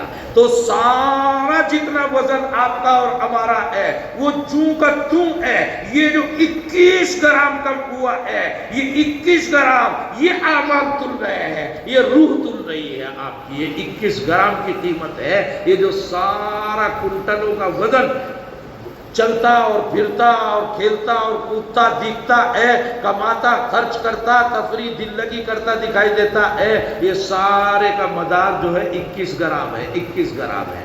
تو پرانے فلاسفہ کی بحث تھی، ایک جدید دور ہے سائنس اور ٹیکنالوجی کا کہ وہ تحقیق کرتے ہیں کہ آپ کے جسم کا وزن کتنا ہے اور آپ کی روح کا وزن کتنا ہے۔ تو حضرت علامہ کشمیری علیہ الرحمہ سے معلوم کیا گیا کہ فلاسفہ قدیم زمانے کے بھی ہیں، ان کی تحقیقات بھی ہیں، اور انہوں نے بھی اسلام و اسلامیات، ان کے دلائل و براہین کو قائم کرنے میں انتہائی درجے محنتیں انجام دی ہیں، اور جدید سائنس بھی ہے، اس کے ذریعے سے بھی اسلام و اسلامیات کو عقل سے قریب کیا جا سکتا ہے۔ آپ کی کیا رائے ہے کہ فلسفہ قدیم زیادہ مفید تھا یا سائنس جدید زیادہ مفید ہے؟ اب سائنس جدید کو علامہ کشمیری کیا جانے، مگر دور رس نگاہ ہے یہ جو پرانے لوگ ہیں یہ جانتے یا نہیں جانتے، مہارت رکھتے یا نہیں رکھتے، مگر ان کو اللہ رب العزت ایسی عجیب و غریب بصارت عطا فرماتے ہیں، ایسی عجیب و غریب بصارت عطا فرماتے ہیں کہ ان کے فیصلے آپ کی اور ہماری جو ہے سال آج سال کی ٹریننگ اور محنت سے بھی کہیں گرا قدر ہوتے ہیں۔ حضرت علامہ نے ارشاد فرمایا سائنس جدید، سائنس جدید، فلسفہ قدیم نے جتنی خدمات انجام دی ہیں، اگر اپنے دلائل و براہین سے آپ عقول دنیا کے اس اسلامیات کو قریب کرنا چاہو، سائنس جدید آپ کے لیے زیادہ کارآمد ہے۔ سائنس جدید نے بتا دیا کہ اعمال کا وزن کر لیا جاتا ہے۔ تو بہرحال ایک آئی تصدیق بالجنان، یہاں اللہ اللہ موجود ہے یا موجود نہیں ہے، پھر اللہ اللہ دل میں موجود ہے۔ حضرت درسگاہ کی بڑی قدر و قیمت ہے، حضرت کتابیں بڑی اہمیت کی حامل ہیں، نہ کبھی لائبریری میں جا کے پڑھتا نہ کبھی درسگاہ میں جا کے پڑھتا، تو تسلیم کرو گے؟ حضرت نے جو ہے عمل بالارکان، عمل بالارکان، پوری کتاب لبریز ہے، عبادات ہوں، معاملات ہوں، سیاسیات ہوں، معاشرتیں ہوں، تمام کو لیتے ہوئے، غزوات ہوں، تمام کو لیتے ہوئے یہ عمل بالارکان ہے۔ اور اخیر میں آ کر جو ارشاد فرمایا کہ پھر ابو ہریرہ رضی اللہ تعالیٰ عنہ آگئے، ارشاد فرمایا کلمتان خفیفتان علی اللسان ثقیلتان فی المیزان حبیبتان الی الرحمن۔ عجیب و غریب. پھر اخیر میں لے آئے سبحان اللہ و بحمدہ سبحان اللہ، لے کر چلے تھے تصدیق بالجنان، درمیان میں رہے ہیں عمل بالارکان، اخیر میں آئے کہ ساری دنیا میں اب اگر تیرا دل یہ بولتا ہے، اگر تیرا عمل یہ بولتا ہے تو پھر نقارہ بجا دے لا الہ الا اللہ، ساری دنیا میں ڈنکا بجا سبحان اللہ و بحمدہ سبحان اللہ العظیم. یہ لے کر آئے اقرار باللسان، اقرار باللسان. پھر اس کے درجے مختلف ہوتے چلے گئے ہیں، درمیان میں ان کی طرف اشارہ کرتے ہوئے چلے گئے. آپ اور ہم ذرا استحضار کے لیے سن لیں. شروع میں بحث آ رہی تھی، روایت لائے امام بخاری علیہ الرحمہ، من قال لا الہ الا اللہ دخل الجنہ. ابتدائی درجہ ہے، سب سے ابتدائی درجہ ہے، یعنی ضمانت اس کے بغیر نہیں ہو سکتی ہے. یہ تو ٹکٹ ہے، اندر جا کر سیٹ ملے گی یا نہیں ملے گی. ٹرین میں سوار ہو سکتے ہو لیکن سیٹ ملے گی یا نہیں ملے گی، اے سی ملے گا یا نون اے سی ملے گا، بیٹھنے کی ملے گی یا لیٹنے کی ملے گی، وہ تو بحث الگ ہے. لیکن من قال لا الہ الا اللہ دخل القطار دخل الجنہ، وہ ٹرین میں سوار ہو سکتا ہے، یہ ٹکٹ اس کو مل گیا. ابتدائی مرحلہ ہے ایمان کا التصدیق بالجنان، التصدیق اقرار باللسان، اقرار. آگے آئے ہیں سیدنا امام بخاری علیہ الرحمہ، عجیب و غریب بحث میں ارشاد فرماتے ہیں، صحابہ کی زبانی کہلوا دیا تعلمنا الایمان، تعلمنا الایمان. پہلے تھا قول لا الہ الا اللہ، اب آگے بڑھے تعلمنا، تعلمنا. کچھ طاقت سی لگی یا نہیں لگی؟ پہلے تو نہیں طاقت لگی تھی. قال لا الہ الا اللہ، ترجمہ سمجھ میں آئے نہ آئے لیکن قالا تو کچھ طاقت نہیں لگی. اب تھوڑی سی طاقت لگی ہے، تھوڑی سی طاقت لگی ہے. اب کہا تعلمنا الایمان، ہم نے ایمان کو ذرا گہرائی سے سیکھا، ذرا گہرائی سے سیکھا، ذرا اس پر عمل کیا، ذرا اس کے لیے اپنے بدن کو، اپنے جسم و جان کو اس کے لیے تیار کیا. تعلمنا الایمان. دوسرا درجہ آ گیا، اب عمل بالارکان ہو رہا ہے. آگے ارشاد فرماتے ہیں ثم تعلمنا القرآن فازددنا به ایمانا. پھر قرآن کریم پڑھتے چلے گئے، ایمان میں جلا پیدا ہوتی چلی گئی. ایمان کے دو درجے آ گئے. پہلا صرف لا الہ الا اللہ کہہ لینا ہے، اب دوسرے درجے میں تعلمنا، ذرا پوری پریکٹس کرنی ہے، پورے اعمال کو سیکھنا ہے اور سکھانا ہے، پورے اعمال کو سر انجام دینا ہے. وہ اعمال سیاست ہو یا اعمال ریاضت و عبادت ہو، تمام کو انجام دینا ہے. پھر رسول اکرم علیہ السلام کی ایک حدیث ارشاد فرماتے ہیں، اور پھر مزہ آ گیا. ذاق طعم الایمان، ذاق طعم الایمان. آپ نے قول بھی اختیار کیا اللہ کی الوہیت کا، آپ نے ریاضت بھی کی، تعلم بھی اختیار کیا، عمل بھی کیا. اب آ جاؤ، اب دونوں کاموں کے بعد نتیجہ ہے کہ ارشاد فرمایا ذاق طعم الایمان. اب ایمان کا مزہ ایسا آئے گا جیسے مٹن قورمے میں آ رہا ہو، بریانی میں آ رہا ہو، مندی میں آ رہا ہو. ایسے مزہ آئے گا، ایسے مزہ آئے گا. جو مزہ لیتے ہیں وہی جانتے ہیں کہ اس مزے کی کیفیت کیا ہے، اس مزے کی کیفیت کیا ہے. اس لیے کہتا ہوں اہل اللہ سے ضرور وابستہ رہو، اہل اللہ سے ضرور وابستہ رہو. اس کے بغیر یہ جو آخری مزہ ہے، قول لا الہ الا اللہ آ جاتا ہے، تعلم آ جاتا ہے، لیکن یہ جو ذاق طعم الایمان، مزہ جو آتا ہے، لذتیں جو آتی ہیں، طرح طرح کے میٹھے کھانے میں جو مزہ آتا ہے، تو طرح طرح کی خوشبوئیں سونگھنے میں جو فرحتیں آتی ہیں، وہ مزہ ایمان میں کیسا آتا ہے، وہ ان کے بغیر، اہل اللہ کے بغیر سمجھ میں آ کے دیتا نہیں. وہ الفاظ کے پیچوں میں الجھتے نہیں دانا. غواص کو مطلب ہے گوہر سے کہ صدف سے، تو گوہر تو دنیا دیکھتی ہے، صدف جو ہے ذرا وہاں تک پہنچنے کی کوشش کوشش کرو، کچھ اندر غوطہ لگاؤ۔ ارشاد فرمایا رسول اکرم صلی اللہ علیہ وسلم، ذاق طعم الایمان من، اس شخص کو مزہ آئے گا، قال لا الہ الا اللہ بھی تھا، تعلمنا بھی تھا، دونوں باتیں تھی، مگر اخیر میں ذاق طعم الایمان من، اب خالی قول نہیں، اب خالی تعلم اور سیکھنا اور سکھانا نہیں، رضی باللہ ربا وبالاسلام دینا وبمحمد نبیا۔ اب فرق سمجھ میں آیا مولویوں کے، قول کیا تھا، تعلم کیا تھا، اور رضیہ، رضا کس چیز کا نام ہے، رضا کس چیز کا نام ہے۔ اب مزہ آنے لگا، اب مزہ آنے لگا، جس کو اسی میں اکتفا ہو جائے، اس کے علاوہ کی طرف کوئی تحقیق، کوئی ریسرچ، کوئی سوچ کا جذبہ اندر موجود نہ رہے، رضی باللہ ربا، اگر اللہ کی الوہیت کے اوپر، رسول اکرم صلی اللہ علیہ وسلم کی رسالت پر، اور اس دین متین کے، دین حق ہونے کے اوپر اگر رضا ہو جائے، یہاں سے رضا ہو جائے، تو پھر کیا ہوگا، پھر ذاق طعم الایمان، ذاق طعم الایمان۔ اس لیے سیدنا امام بخاری علیہ الرحمہ اخیر میں لے کر آئے کہ خالی یہ نہیں کہ آپ نے استحضار ابتدائی کر لیا تھا، یعنی التصدیق بالجنان،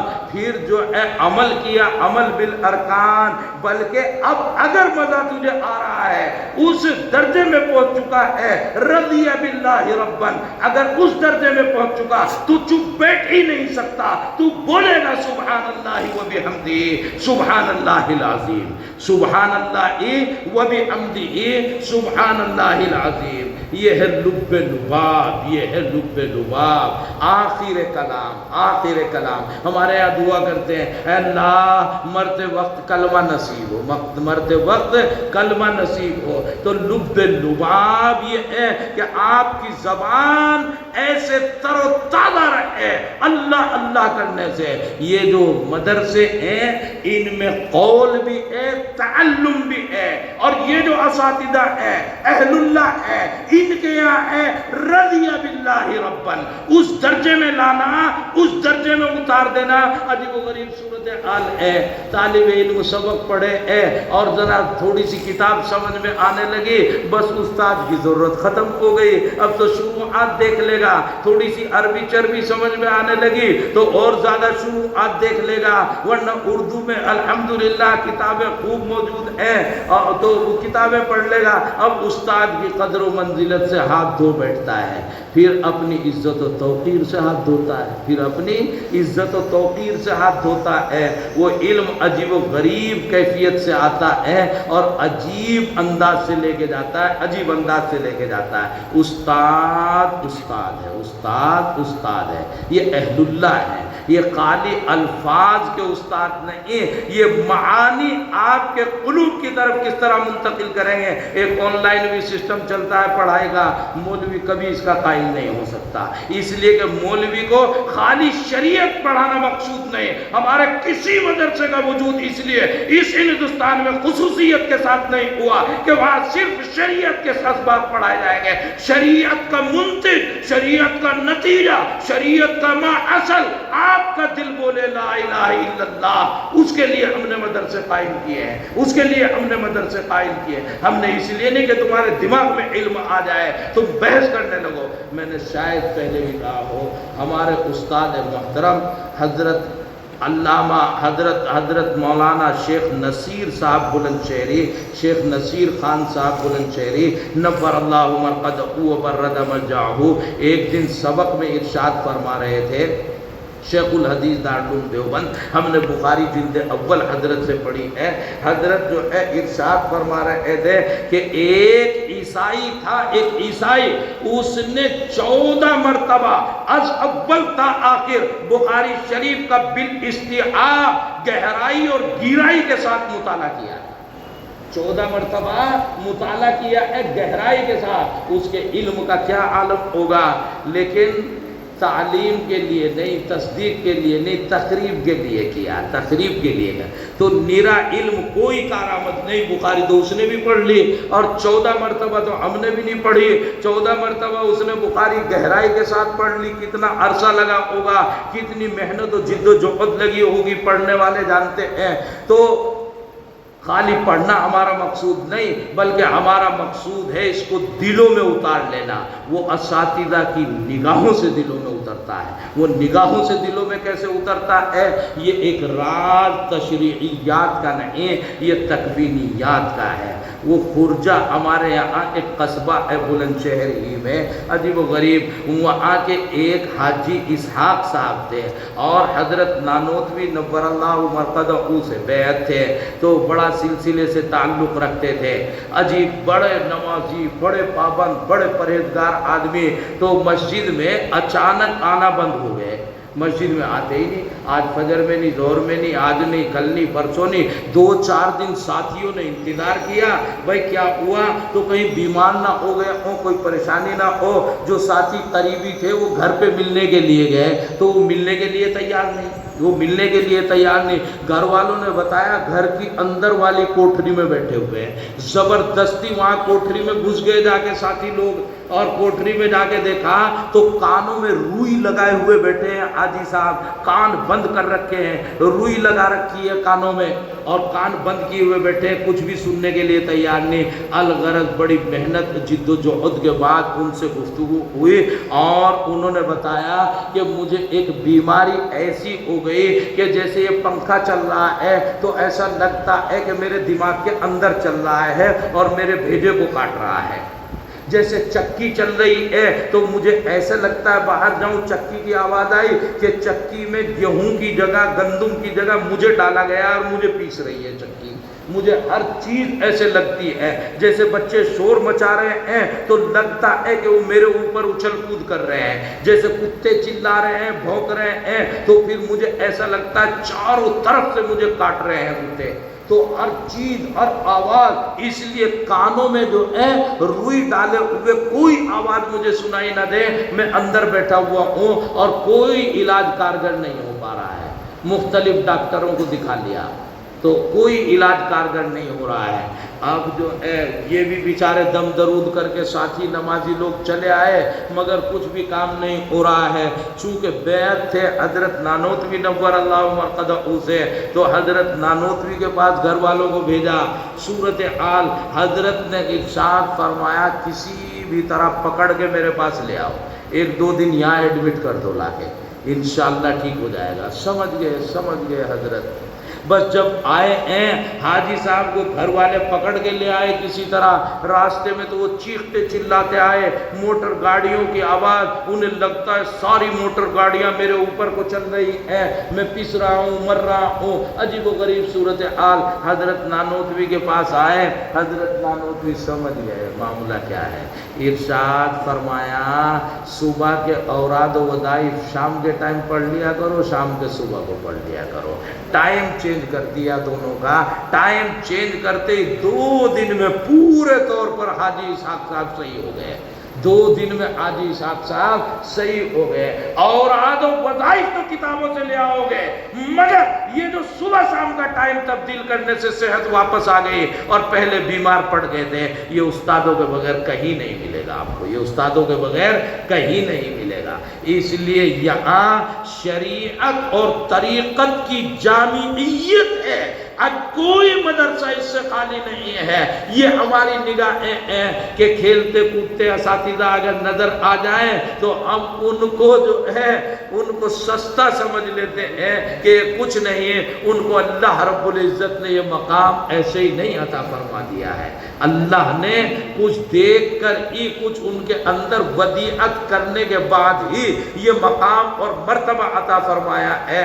الغرض سیدنا امام بخاری علیہ الرحمہ گویا لفظ ایمان سے بحث کرتے ہوئے تمام تقریباً 7,000 احادیث کی تخریج کرتے ہوئے جاتے ہیں۔ امام بخاری کا مقام اور مرتبہ تو بہت اونچا ہے۔ ارشاد فرمایا کہ اعمال اور آپ کی نیتیں یعنی تصدیق بالجنان، پھر پوری کتاب میں آئے عمل بالارکان، آپ کا عمل بولے کہ ہم مسلمان ہیں. آپ دکان پہ ہو تو مسلمان ہو، آپ سیاست میں ہو تو مسلمان ہو، آپ خوشی اور شادیوں میں ہو تو مسلمان ہو، آپ غمی اور میتوں میں ہو تو مسلمان ہو، آپ محفلوں میں ہو تو مسلمان ہو، آپ جلوتوں میں ہو مسلمان ہو، آپ خلوتوں میں ہو مسلمان ہو. دنیا دیکھ کے کہ مسلمان ہے غلط کہہ نہیں سکتا، غلط کر نہیں سکتا. پھر آخر میں آئے ہیں سبحان اللہ و بحمدہ سبحان اللہ العظیم. اب ٹٹول کے دیکھ رہے ہیں کہ پورا پڑھ کے آئے ہو مسلمانی کا کچھ ظہور ہوتا ہے یا نہیں ہوتا. اگر عشق پیدا ہوا ہے کچھ آج تک تو پھر پکارے گا سبحان اللہ و بحمدہ، چین نہیں مل سکتا اس کے بغیر. وہ تصوف کی راہوں میں ایک عجیب و غریب بڑا اہم عظمت والا نام ہے. تھوڑی سی بات کر کے بات ختم کروں. عظمت والا نام ہے حضرت شیخ عبد القادر جیلانی نور اللہ مرقدہ کا. حضرت شاہ عبد القادر جیلانی نور اللہ مرقدہ، ان کا مطمع نظر مدرسہ نہیں بلکہ خانقاہ ہے. میں کہتا ہوں کہ یہیں سے لوگ تیار ہوتے ہیں جن پہ شریعت کا غلبہ ہوتا ہے، وہ مدرس اور مقرر بن جاتے ہیں، اور جن پہ طریقت کا غلبہ ہوتا ہے وہ خانقاہ کے ولی اور عارف باللہ اور بزرگ بن جاتے ہیں. ہے ساری دین یہیں کی بس غالب اور مغلوب کا مسئلہ ہوتا ہے. حضرت شاہ عبد القادر جیلانی نور اللہ مرقدہ، آپ کی خانقاہ لگتی تھی. خانقاہ میں کیا ہوتا ہے، کچھ تعلیم و تعلم ہے، کچھ کوئی مولوی 10 منٹ کتاب پڑھ کے سنا دیتا ہے، کوئی تقریر کر دیتا ہے، کوئی عملی طور پر وضو کی مشق کراتا ہے، کوئی عملی طور پر نماز کی مشق کراتا ہے. اور ایک وقت آیا کہ حضرت شاہ صاحب تشریف لائے، سارے حلقے الگ الگ وضو والے، نماز والے، دعا والے، فاتحہ والے سارے اکٹھے ہو گئے، اور اکٹھے ہو کے پھر ضربے لگائی لا الہ الا اللہ، لا الہ الا اللہ محمد الرسول اللہ صلی اللہ علیہ وسلم. دعا ہو گئی. اس پر مجلس برخاست ہوا کرتی تھی.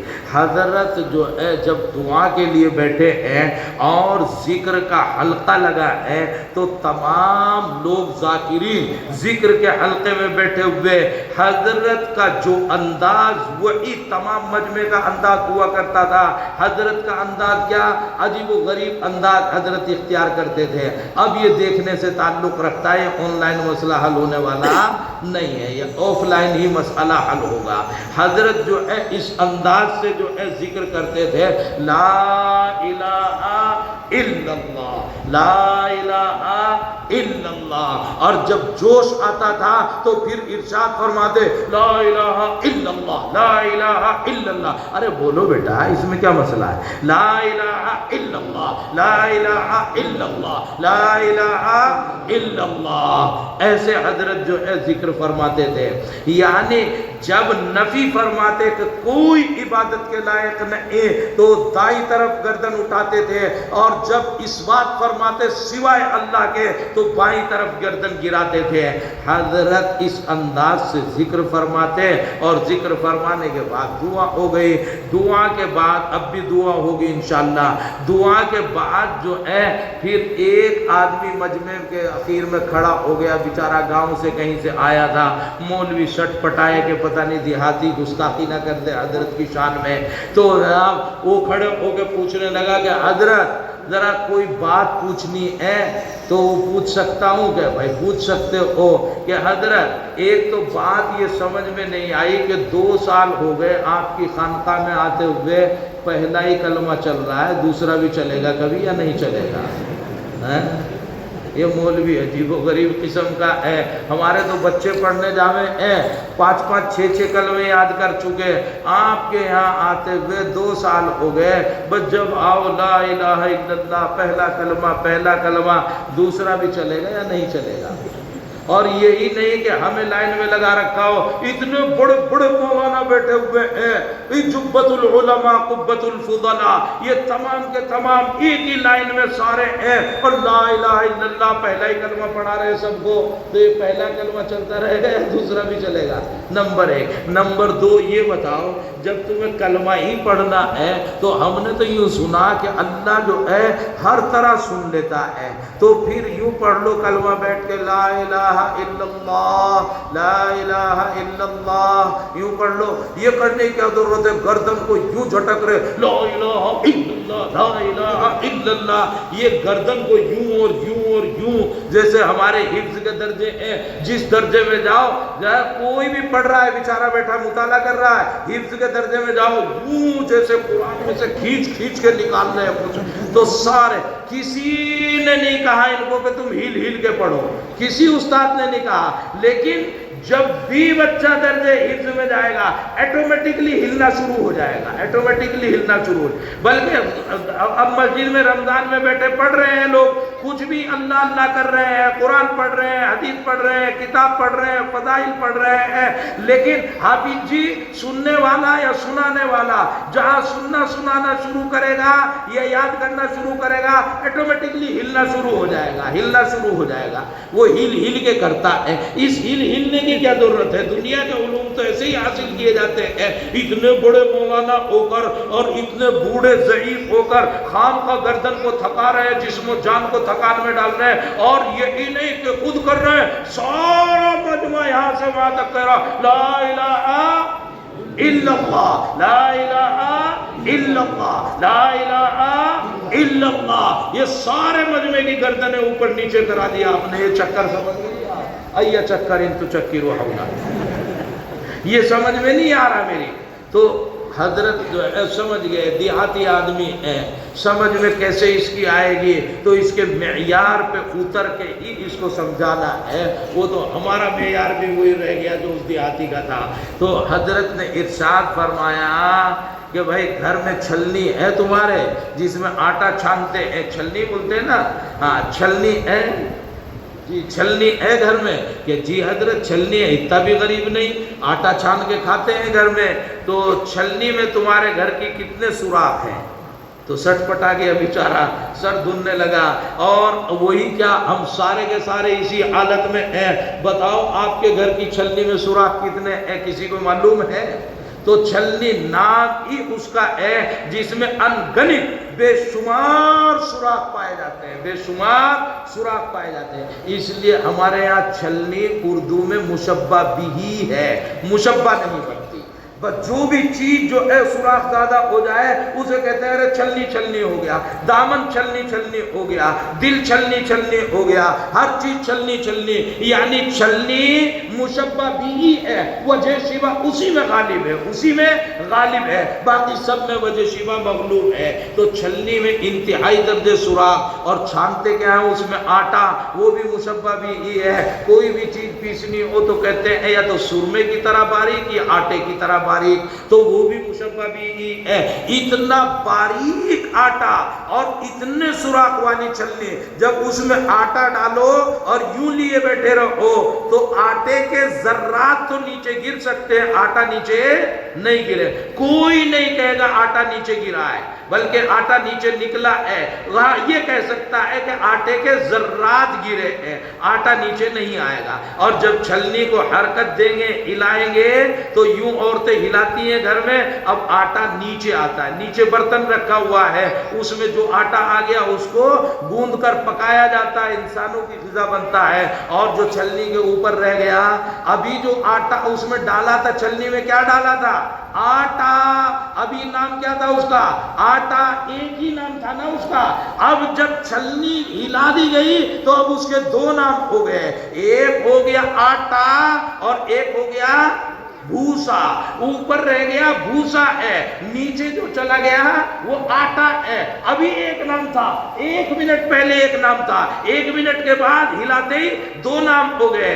کچھ نیچے گیا وہ تو اصل نام والا رہ گیا آٹا، اور جو بھوسا تھا وہ خام کا آٹے کا نام لیے آٹے میں گھس رہا تھا، وہ تو بھوسا تھا، اس کا نام ہی اب پتہ چلا ہے کہ وہ بھوسا ہے، اس کا نام اب تک پتہ نہیں چلا، چھپا ہوا تھا آٹے کے اندر، چھپا ہوا تھا آٹے کے اندر، پکڑ کے جھٹک کے پھٹک کے اس کو ہم نے نکالا ہے، اور اس کا نام بھوسا تھا، ورنہ وہ سارا ان میں گھس کے آٹا کہہ رہا تھا۔ اسی لیے حضرت تھانوی کے یہاں جب ایک آدمی کو پکڑ کے لائے، کہنے لگے جی اس طالب علم نے چوری کر لی، حضرت نے ارشاد فرمایا جملے بدلو، طالب علم چوری نہیں کر سکتا۔ اجی طالب ہمارے سامنے چوری کی، طالب علم چوری نہیں کر سکتا۔ اجی حضرت ہم پکڑ کے لائے ہیں، اس بچے کا رجسٹر میں نام ہے، یہ طالب علم نے چوری کی۔ حضرت نے ارشاد فرمایا طالب علم چوری نہیں کر سکتا، جملے بدلو، چور نے طالب علم کی کیفیت اختیار کر لی،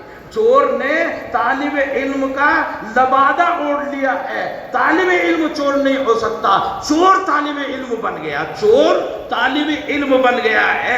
اجی وہ غریب صورتحال، یہ آٹا اس کے اندر چھپا ہوا، آٹے کے اندر چھپا ہوا یہ بھوسا تھا، ورنہ آٹا تو آٹا ہے، وہ تو انسانوں کی غذا بنتا ہے۔ حضرت نے ارشاد فرمایا جیسے عورتیں جب اس کو ہلاتی ہیں چلنے کو تو وہ آٹا اوپر سے نیچے آتا ہے، ایسے جو کچھ علوم آپ نے حاصل کیے میگزی میں پڑھ چکے ہو کہ تمہارے دماغ کے کتنے حصے ہیں، کوئی پہلی اس میں ہے، کوئی دوسری میں ہے، کوئی چھٹی اس میں ہے، کہیں سے کہیں اس کی تفصیلات، تو جو بھی کچھ آتا ہے قدیم فلاسفہ متفق ہے کہ اولین درجے میں علوم دنیاوی کا ہو یا اخروی کا ہو، ان تمام کو جو کیچ کرتا ہے، اخذ کرتا ہے، وہ میموری میں جو آتے ہیں وہ دماغ میں اولاً علم آتا ہے، اولاً علم دماغ میں آتا ہے۔ تو یہ حضرت نے ارشاد فرمایا مولویوں جتنا تم نے پڑھا ہے وہ سارا کا سارا تمہارے دماغ میں آ کے اکٹھا ہو گیا۔ یہ جو اساتذہ اہل اللہ ان کی برکات سے جب اس چھلنی کے اوپر رکھے ہوئے آٹے علم کو آپ چھلنی دماغ کے اوپر رکھ کر اس کو حرکت دیتے ہوئے کہیں گے لا الہ الا اللہ، لا الہ الا اللہ، تو یہ حرکت کی برکت سے چھلنی پر رکھا ہوا آٹے علم وہ چھن چھنا کر نیچے آئے گا اور کچھ اوپر باقی بچ جائے گا، جو اوپر باقی بچ جائے گا وہ بھوسا ہے، وہ علم نہیں ہے۔ اولئک کالانعام بل ہم اضل سبیلا، وہ دماغ کے اوپر جو دماغ میں آ گیا، اس لیے کہتے ہیں علم تعلی پیدا کرتا ہے، اور جس میں تعلی پیدا ہو گئی وہ ہوا جہنم رسید۔ اور جو علم حقیقی ہے وہ کیا پیدا کرتا ہے؟ تواضع پیدا کرتا ہے، اور جس کو یہ کیمیا سعادت میسر آ گیا وہ پہنچ گیا جنت کے مقامات علا میں، وہ پہنچ گیا وہاں۔ حضرت نے ارشاد فرمایا یہ آٹے علم اس چھلنی دماغ کی برکت سے چھن چھنا کر نیچے آتا ہے، اب جو اوپر ہے وہ جو مرقات منطق میں مفتی یوسف صاحب آپ نے خوب اس کی منطق کی بحثیں سنی ہے کہ علم کسے کہتے ہیں، تصدیق کسے اور تصور کسے، اور علم کی تعریف کبھی ان الفاظ سے، کبھی ان الفاظ سے، کبھی ان الفاظ سے، 8 تعریفات غالباً لکھتا ہوا چلا گیا، اسے پتہ ہی نہیں کہ یہ جملے لکھوں یہ جملے لکھوں، اس لیے کہ وہ صاحب علم ہے، صاحب معرفت نہیں ہے۔ آگے گئے حضرت سیدنا امام ابو حنیفہ علیہ الرحمہ آئے، ارشاد فرمایا معرفت النفس ما لہا وما علیہا، علم وہ ہے جو یہاں سے بحث کرتا ہوتا ہے. یہاں سے بحث کر. میں کل عرض کر رہا تھا کہ خوف الہی تو سب کے دلوں میں پیدا ہو سکتا ہے، لیکن خشیت ربانی کا مقام بہت اونچا ہے. خشیت ربانی کا مقام بہت اونچا ہے. خوف اگر کسی کو پیدا ہوگا، خوف ربانی پیدا ہوگا، اور تمہیں اگر پیدا ہو گیا خشیت ربانی پیدا ہوگی، وہ کجا اور یہ کجا دونوں میں بڑا فرق ہے. بون بعید ہے، بون بعید ہے. خشی انما یخشی اللہ من عبادہ العلماء. ارشاد فرمایا حضرت جیلانی نور اللہ مرقدہ نے کہ جو اوپر رہ گیا وہ خس و خاشاک ہے، وہ مناطق فلسفہ سے بحث کریں گے. اور جو چھن چھنا کر نیچے اتر گیا، نیچے چونکہ بائیں طرف لیفٹ سائیڈ میں اللہ نے برتن رکھ رکھا ہے، رائٹ سائیڈ میں اگر گرا دو گے تو برتن موجود نہیں ہے، اس لیے میں لیفٹ سائیڈ گردن اٹھاتا ہوں. کوئی عبادت کے لائق نہیں. اور مطلوب کیا ہے؟ اللہ. یہی مقصود ہے نا. یہ مقصود یہ برتن میں کہاں گرے گا جا کر؟ لیفٹ سائیڈ میں برتن رکھا ہوا ہے. اللہ وہی القلب. ارشاد فرمایا رسول اکرم صلی اللہ علیہ وسلم نے یہ روحانیت کی غذا کے لیے جو برتن رکھا ہے، اللہ متوجہ ہو جاؤ، یہی اصل برتن ہے. ان السمع والبصر کل اولئک کل اولئک کان عنہ مسئولا. ارشاد فرمایا کہ یہ قلب ہے، قلب ربانی، قلب جس میں معرفت ربانی آ کر چھن چھنا کر، یہ اہل اللہ سے آ کر یہاں آنا، جو یہاں آ گیا. پھر ارشاد فرمایا من عرف نفسہ فقد عرف ربہ، فمن عرف نفسہ فقد عرف ربہ. اس لیے کلام ربانی یا وحی الہی بحث جو ہے ہاتھ پیروں سے ذیلی طور پر کرتی ہے، مقصد بنا کر جو بحث کرتی ہے وہ آپ کے اور میرے قلب اور دل سے بحث کرتی ہے. اللہ رب العزت مقام اور مرتبے عطا فرمائے آپ حضرات کو. سیدنا امام بخاری علیہ الرحمہ اخیر میں آتے ہوئے یہ کہتے ہیں کہ اب جب تصدیق بالجنان بھی ہے، عمل بالارکان بھی ہے، تو دیکھنا ہے کہ جو تیرے دل میں اترا ہے، جو تصدیق ہے، اس میں کتنا جلا پیدا ہوا. تو نقارہ پیٹنے کے لائق ہو گیا کہ نہیں؟ ساری دنیا میں شرقاً و غرباً کہتا پھر لا الہ الا اللہ، لا الہ الا اللہ. تخریج کی سبحان اللہ و بحمدہ سبحان اللہ العظیم. عباراتنا شتا و حسنک واحد، عباراتنا شتا و حسنک واحد و کل الی ذاک الجمال یشیر. الفاظ اللہ کو پکارنے کے الگ الگ ہیں، مقاصد تمام الفاظ کا یہ ہے کہ معرفت ربانی حاصل ہوئی یا نہیں. عزیزو ایک تشریع ہے، ایک تکوین ہے.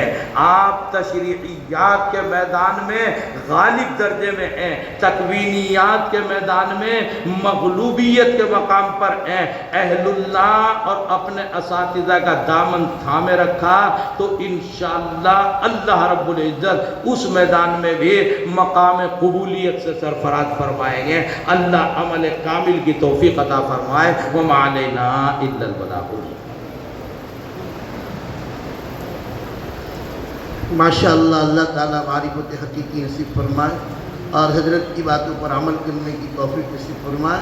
حضرت کی بات کا خلاصہ اتنا ہے، پیوستہ رہ شجر سے اور امید بہار میں. اساتذہ سے جڑے رہنا، اللہ رب العزت ان کے قلوب کی معرفت سے انشاءاللہ حد وافق نصیب فرمائے گا. تمام گرامی قدر مہمانان کرام بہت دیر سے تشریف فرما ہے. بہت سارے بیچارے شوگر کے بھی مریض ہیں، ان کا بھی تقاضا ہے.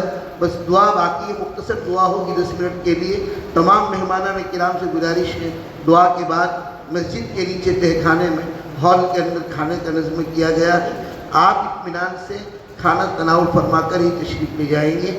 انشاءاللہ ظہر کی اذان 2 بجے ہوگی، نماز 2:30 بجے ہوگی اور ابھی 10 منٹ کے اندر انشاءاللہ دعا مختصر ختم ہو جائے گی.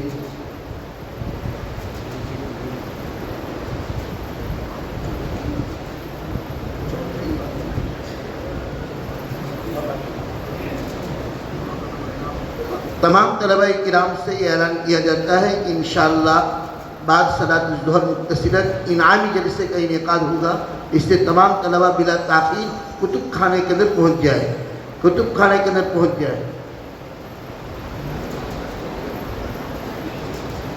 اور جو ایک وعدہ کیا گیا تھا مسابقات کے انعام کا، جو آپ کے انعامات محفوظ ہیں، مولانا ارشاد صاحب جھالودی زیر مجدو کے پاس آپ وہ تمام طلبہ جو مسابقات کے اندر پوزیشن لائے ہوئے ہیں اول دوم سوم، وہ مولانا ارشاد صاحب سے رجوع کریں اور اپنے انعامات لے کر ہی جائیں۔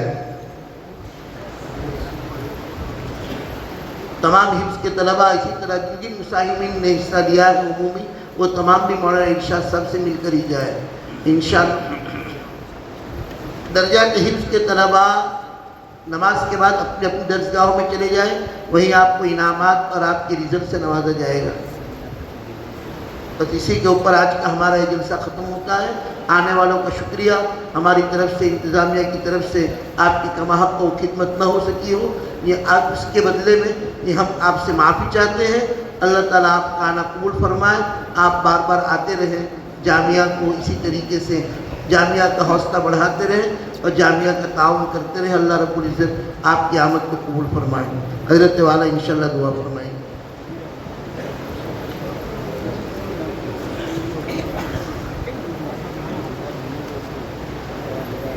بھائی دعا سے پہلے درود شریف پڑھیں، سب حضرات درود شریف پڑھتے رہیں، اور خصوصیت کے ساتھ اس جامعہ کی تعلیم و ترقی کے لیے، اس کی ضروریات کے لیے، اور ہمارے حضرت مفتی عباس صاحب کے لیے، اور ہمارے حضرت المحترم مدیر الجامعہ حضرت قاری اسماعیل بسم اللہ صاحب کی صحت اور تندرستی کے لیے، خاص طور پر شفا کے لیے دعا کریں۔ اللہم صلی علی سید الانبیاء والمرسلین، یا ارحم الراحمین ہم سب کی خطاؤں کو معاف فرما، یا ارحم الراحمین ہمارے گناہوں کو معاف فرما، یا اللہ ہمیں معاف فرما دے، یا اللہ ہمارے عزت و اقارب کو معاف فرما دے، یا اللہ ہمارے بڑے چھوٹوں کو معاف فرما دے، یا اللہ ہمارے رشتہ داروں کو معاف فرما دے، یا ارحم الراحمین پوری ملت اسلامیہ کے گناہوں کو درگزر فرما دے۔ یا اللہ آپ کو کوئی روکنے والا ٹوکنے والا نہیں ہے، یا ارحم الراحمین آپ کی رحمتوں کی وسعت کا کسی کو اندازہ نہیں ہے۔ اے ارحم الراحمین اپنی رحمت سے ہم سب کے گناہوں کو معاف کرتے ہیں۔ یا ارحم الراحمین یا اکرم المکرمین، چھوٹے چھوٹے مسائل ہیں اے اللہ، بیماریوں کے ہیں، روزیوں کے ہیں، کمانے کے ہیں، خرچ کرنے کے ہیں، اے ارحم الراحمین، اے میرے اللہ آپ نے تو ہمیں ایمان والا بنایا ہے، اے اللہ ہمیں تو ایمان و ایمانیات کے بام عروج پہ کام کرنا تھا، اے اللہ ہم ان مشکلات میں الجھ کر رہ گئے ہیں، میرے مولا ان مشکلات کو آسان فرما دے، اے اللہ ہماری سیاسی حفاظت و ترقی کے فیصلے فرما دے، اے اللہ سماجی حفاظت کے فیصلے فرما دے، اے اللہ معاشرتی زندگی کو استحکام عطا فرما دے، اے ارحم الراحمین اے اکرم المکرمین ہمارے بیماروں کو شفا عطا فرما دے، اے اللہ ضرورت مندوں کی ضرورتیں پوری کرا دے، اے ارحم الراحمین اے اکرم المکرمین ہمارے کاروبار میں استحکام اور مضبوطی پیدا فرما دے، اے اللہ روزیوں میں بڑی برکتیں عطا فرما دے، اے اللہ آسانیاں عطا فرما دے، اے اللہ مشکلات اور دشواریوں کا خاتمہ فرما دے، اے اللہ صحیح سہولتوں کے ساتھ رزق کا وفور عطا فرما دے، اے اللہ رزق میں وسعتیں عطا فرما دے، اے اللہ جسم و جان میں فرحتیں عطا فرما دے، اے ارحم الراحمین اے اکرم المکرمین یہ چھوٹی چھوٹی مشکلات کا سامنا کرتے ہوئے اے اللہ سارا وقت انہی ضرورتوں میں گھر گیا ہے، اے ارحم الراحمین ہمیں ایمان و ایمانیات عطا فرما دے، قرآن کریم اے اللہ اس کی لگن عطا فرما دے، اے اللہ محبت عطا فرما دے، اے اللہ قرآن کریم کو اچھا اور سچے انداز انداز پر پڑھنا نصیب فرما دے۔ اے اللہ قرآن کریم کے ظاہر و بطن سے محبت عطا فرما دے۔ اے اللہ اپنے حبیب صلی اللہ علیہ وسلم کی حدیثوں کو سینے سے لگانے کی توفیق عطا فرما دے۔ اے اللہ سینوں میں رچانے اور بسانے کا رسوخ عطا فرما دے۔ اے ارحم الراحمین، اے اکرم المکرمین، اپنے حبیب صلی اللہ علیہ وسلم اور ان کے متبعین صحابہ کا نقش پا عطا فرما دے۔ اے اللہ سیرت طیبہ آسان فرما دے۔ اے ارحم الراحمین اخلاق نبوی کا پیکر بنا دے۔ اے ارحم الراحمین صحابہ کی زندگی کا پرتو بنا دے۔ اے ارحم الراحمین، اے اکرم المکرمین، اے اللہ سارے عالم میں ہر چہار جانب بحیثیت انفرادیت ہو یا اجتماعیت ہو، اے اللہ پوری امت الجھی پڑی ہے۔ اے اللہ سلجھنے کے لیے کوئی راہ میسر نہیں آ رہی ہے۔ اے اللہ سیمینار جو ہوتے ہیں، جلسے جلوس ہوتے ہیں، اے اللہ بڑی بڑی سبھائیں ہوتی ہیں، بڑے بڑے منصوبے تیار ہوتے ہیں، اے ارحم الراحمین، اے اکرم المکرمین، اے اللہ سیڑھیوں پہ چڑھتا ہوا تو کچھ بھی دکھائی نہیں دے رہا ہے۔ ہر روز اگر ہے تو معاملہ سیڑھیوں سے نیچے اترنے کا ہے۔ اے میرے اللہ، اے میرے اللہ، ہمیں یہ قرار ہے، یہ ہمارے اعمال کا نتیجہ ہے، یہ ہمارے گناہوں کی ہمارے لیے سزا ہے۔ اے ارحم الراحمین، ہم اقبال جرم کرنے کے لیے آپ کے گھر میں بیٹھے ہیں، اے اللہ اس جامعہ میں بیٹھے ہوئے ہیں، اے اللہ اس مسجد میں بیٹھے ہوئے ہیں، اے اللہ ہمیں جرم کا اقبال ہے، اے اللہ ہمیں گناہوں کا اقرار ہے۔ اے ارحم الراحمین گناہ اتنے ہیں، غلطیوں سے پیمانے لبریز ہے، اے اللہ آپ کے دربار میں آنے کا تو منہ بھی نہیں پڑتا۔ اے اللہ کس منہ سے آپ کے دربار میں آئے، کس زبان سے آپ کو پکارے، اے اللہ لاکھ مرتبہ زبانیں دھو کر آئے پھر بھی آپ کے نام کی شایان شان نہیں ہے۔ اے ارحم الراحمین ہر طرح کی کسر نفسی ہے، اے اللہ ناک رگڑتے ہوئے آپ کے دربار میں آتے ہیں، اے اللہ پیشانی رگڑتے ہوئے آپ کے دربار میں حاضر ہیں۔ اے اللہ آپ کے دربار کے علاوہ کوئی چارہ نہیں ہے، اے اللہ جیسے کیسے ہے، اے اللہ آپ ہی کے تو ہیں۔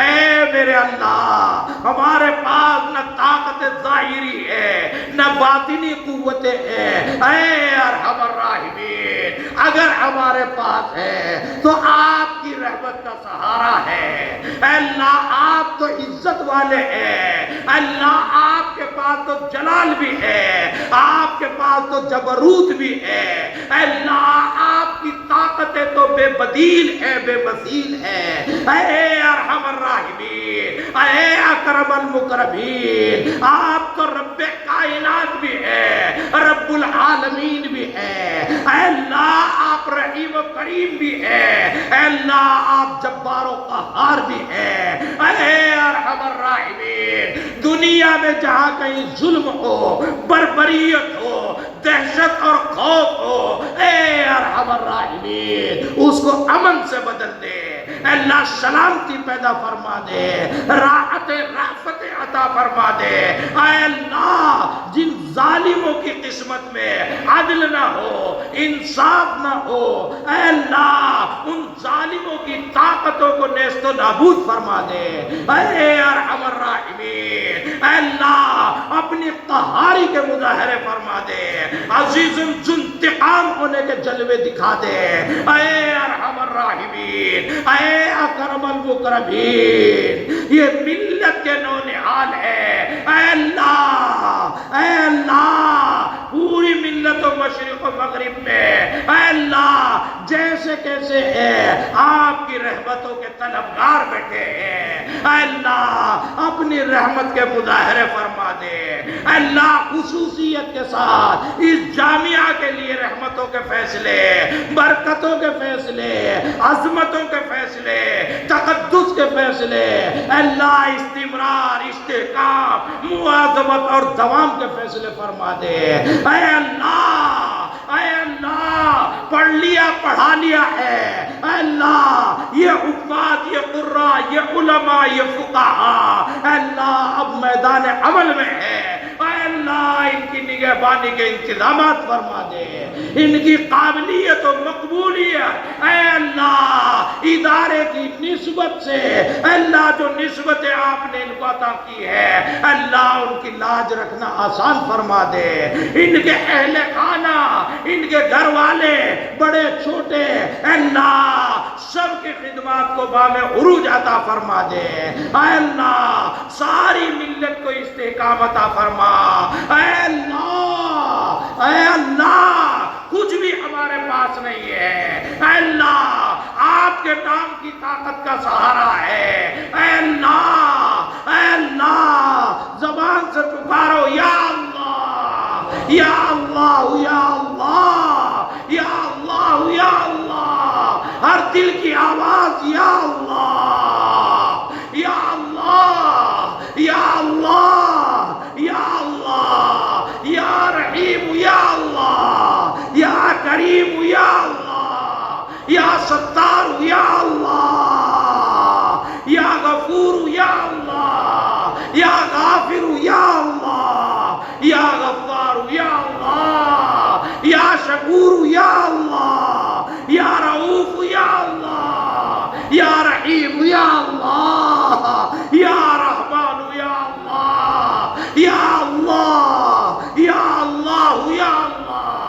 یا اللہ، یا اللہ، اے اللہ انتہائی درجہ ناکارہ ہے، انتہائی درجے بے علم و عمل ہے، انتہائی درجے پشیمان شرمندہ ہے، اے اللہ جیسے کیسے ہے آپ کے در پہ ہے، اے اللہ پکے ہیں کچے ہیں، اے اللہ آپ ہی کے تو ہے، اے اللہ ماں کو تو اپنے کالے کی لوٹے بھی، اے اللہ میلے کچیلے بھی اچھے لگتے ہیں، اے اللہ آپ تو ہزاروں ماؤں سے بڑھ کر رحیم و کریم ہیں، اے اللہ ہم اقرار کرتے ہیں کل بھی جیسے تھے آپ کے تھے، آج بھی جیسے ہیں آپ کے ہیں، اے اللہ یہ پیشانیاں کم ٹکی ہیں، کم جھکی ہیں، یہ ناک کم رگڑی ہے، یہ پیشانیاں اے اللہ کم گردآلود ہوئی ہے، مگر جب بھی یہ سر جھکا ہے اے اللہ تیرے غیر کے سامنے کبھی جھکا نہیں، اے اللہ وعدہ کرتے ہیں جب بھی جھکے گا